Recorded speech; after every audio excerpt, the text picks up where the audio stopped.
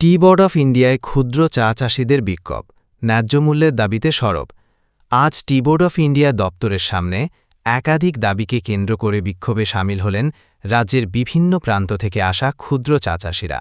চাষিদের অভিযোগ, সার ও কীটনাশকের দাম আকাশছোঁয়া হয়ে গেলেও কাঁচা চা পাতার দাম তার তুলনায় অত্যন্ত কম। এই বৈষম্যের ফলে মারাত্মক আর্থিক সংকটে পড়েছেন তারা।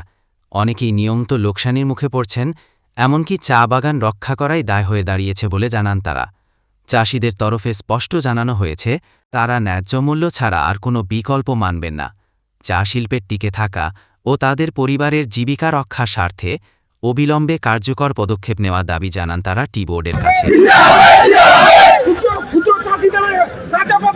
এখন আমি অনুরোধ করব